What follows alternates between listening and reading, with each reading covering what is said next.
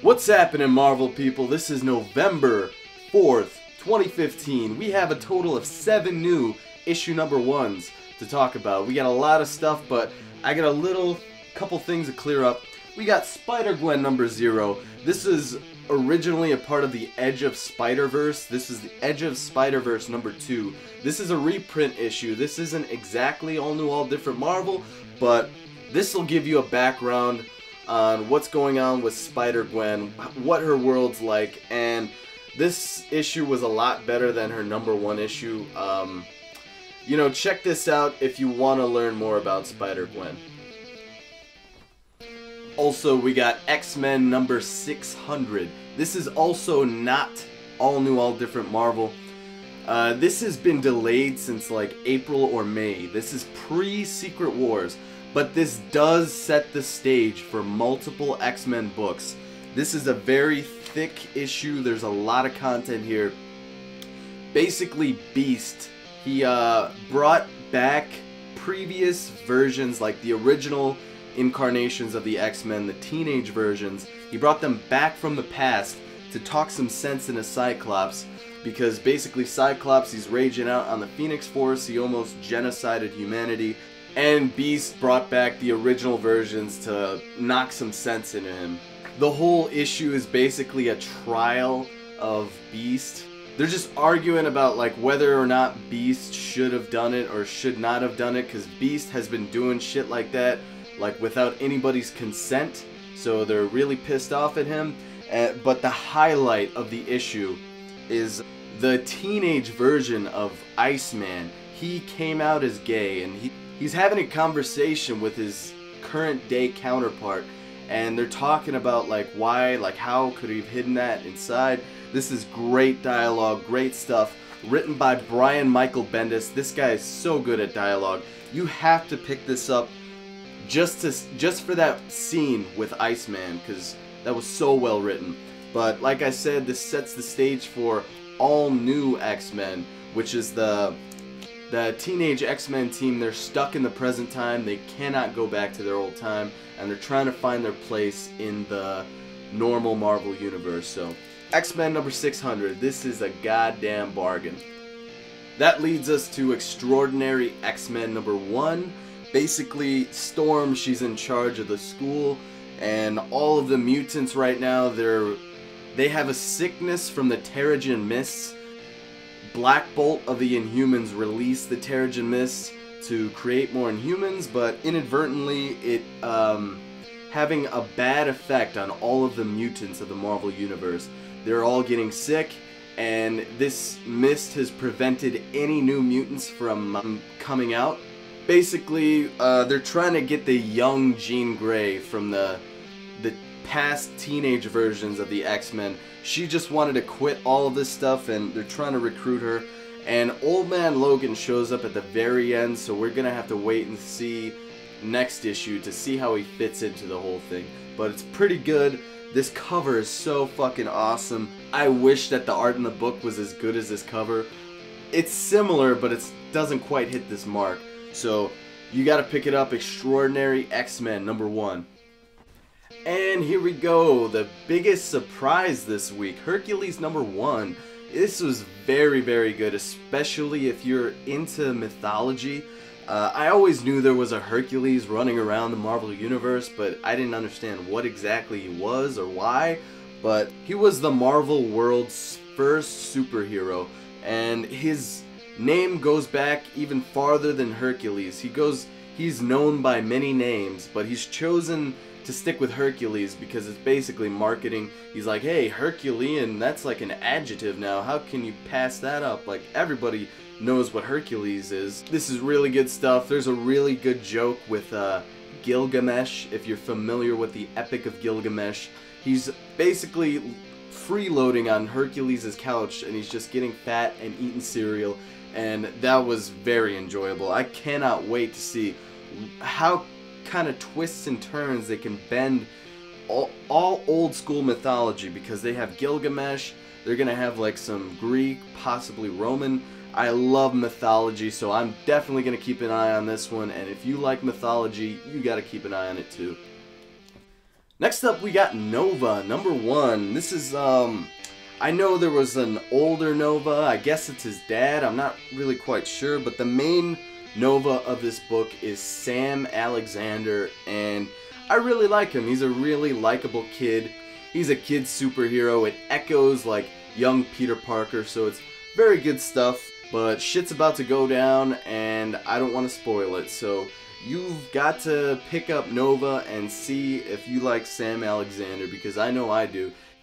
Here we go with Drax number 1. This is written by, well, co-written by CM Punk, formerly of the WWE, and this is a really good book, especially you see the Guardians in the beginning. It's basically like a Guardians book for the first half of it. It's Drax, he's going on his mission to kill Thanos, and it's really damn cool. So the only thing is, we're just gonna have to see how CM Punk works out. I don't know if he's written anything before, but this was really good. But it's light on dialogue, it's heavy on action. We're just gonna have to wait and see where it goes. I can't wait to hopefully get to that final confrontation with Thanos. I'd keep an eye on this one if you like Guardians of the Galaxy. This is a book to keep an eye on, The Vision, number 1. I thought this cover was a joke cover at first, because you know sometimes they have covers that have nothing to do with the book, but apparently he does have a family. His wife's name is Virginia and his twin kids are Vic and Viv. So basically you get to see the world from their perspective, like they're android synthetic beings, and just this writing, whoever wrote this is very well thought out. You get to know exactly what they think about humans, and they think that humans are weird, but they're fucking weird android people. So this single issue could have been a good short story by itself, but this is an ongoing series, and I cannot wait to see where the Vision family goes. Here's another oddity, Howard the Duck number 1. I didn't know anything about Howard the Duck, but I really like his character. Like, he doesn't take shit from anybody. He gets like pissed at people, and he's this little ass duck. He doesn't have any like weapons or anything, but he's always trying to fight people. And basically he's trying to get home to his duck dimension, and wacky hijinks ensue. He meets strange people and he fights strange people. He's a detective, so I can't wait to see like some of his weird, strange detective cases, because Gwenpool, the Gwen Stacy version of Deadpool, there's like a little short story at the end. It doesn't have anything to do with the main Howard the Duck series, I don't think, but it's cool. I hope there's just weird little cases like that at the end of each book. We'll have to see how it plays out, but I'm definitely keeping my eye on Howard the Duck. It's not necessary reading, but it's pretty cool.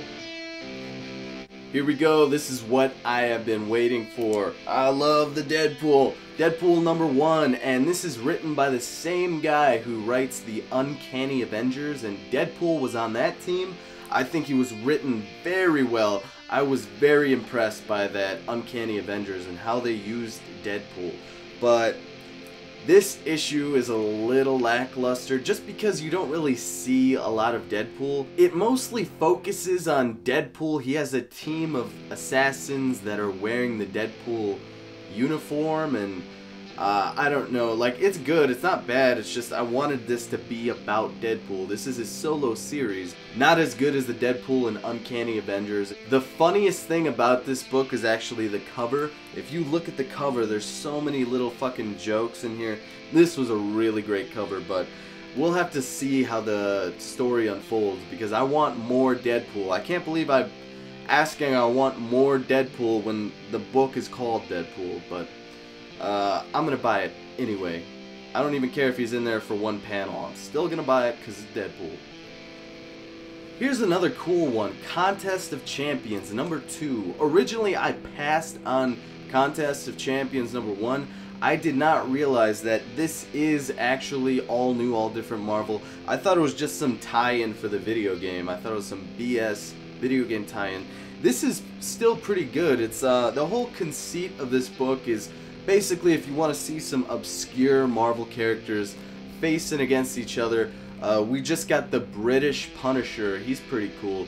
And characters like Iron Man show up. It's interesting to see who would win in a fight, but this, you don't really need to read this to fit into the other all new, all different Marvel books, because basically they're like somewhere in space and they're pulling characters from other universes as well. You've got this character, the Maestro. He's like an alternate future version of the Hulk, and he collects like items and relics and stuff. He's a very cool character. There's some cool character stuff in here, and if you're like a very big Marvel fanatic, I keep an eye on it, because there's just like little obscure characters you get to learn about, and you get to see who matches up against who. So Contest of Champions, I'm sorry I fucked up, but I'm going to be reading this from now on.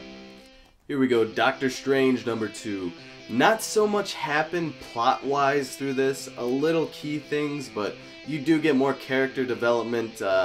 You get to see this woman that Doctor Strange is helping, and apparently she's going to show up and try and help out Doctor Strange, but you get to see Wong, his servant fucking guy. He's pretty cool, but like I said, not much happens, but this has great art, and Doctor Strange is such a cool character, so I'll take any little bit of Doctor Strange you can give me. So hopefully the story is going to develop over the weeks, but this was still pretty good. I'd still recommend that you'd have to pick up every single Doctor Strange just to get every little tidbit. Okay, we got the Invincible Iron Man #3, and as you can tell, this is a very dialogue heavy issue, but hey, written by Brian Michael Bendis, so I don't give a fuck. And the conversation with his new girlfriend kind of drags on a little bit, but there's a very nice payoff at the end. You have got to see Tony Stark consult Doctor Strange for help, because basically Tony Stark is dealing with a bunch of magic stuff that he doesn't understand. He needs help from Doctor Strange, but the exchange he has with Doctor Strange is very, very good, and you've got to read it. It's very funny stuff.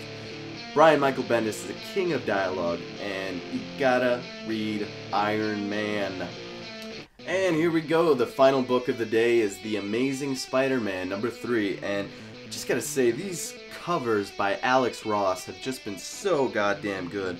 I want like all of these covers on my fucking wall right now, but Peter Parker has bought the Baxter Building. That was a previous location of the Fantastic Four. Now it's his headquarters for his company, and Johnny Storm is a little bit of a hothead. He's not too happy about that, because we don't really know what's going on with Sue Storm and Reed Richards, but they're not around, and the Thing is off in space with the Guardians of the Galaxy, so Johnny Storm is really pissed. They're basically fighting the entire issue, but this is really good stuff. They put into account that Spider-Man originally appeared in a Fantastic Four book, and there is just some clever writing. They worked that into the story, and it's just very, very good. And people have been saying that The Amazing Spider-Man is the best all-new, all-different Marvel, and it does have the upper hand because it has 3 issues out right now, but I gotta say, like other books that only have 1 issue, like Karnak and Squirrel Girl, I love my girl Squirrel Girl, but if they had up to 3 issues, I don't know if this would stack up, but this is really good stuff. This is Spider-Man, they're writing it well, you cannot go wrong, and that was it for all new, all different Marvel. If you want to know exactly what new books are coming out each week, the day that they come out, I have a Facebook community, an all new, all different Marvel Facebook community. Click the link to check it out, and also check out ComicPop, one of my favorite comic book YouTube channels. They do some great stuff. They have a series called Back Issues, where they go to old like graphic novels or big events in comics, and they talk about them, and they're really funny. So ComicPop, check out the link below. And you know what, if you want to support me on Patreon, I've got a link for that as well. And you know what, all new, all different Marvel. Marvel, I love ya. I love Marvel. I love Marvel Comics, and I cannot wait for next week, because this week was so fucking big. We're gonna have, I don't even know, next week is gonna be really goddamn good too. So Marvel's starting to crank out these books, so you gotta keep watching my shit. Keep watching my shit, and I'll tell you what the fuck to get.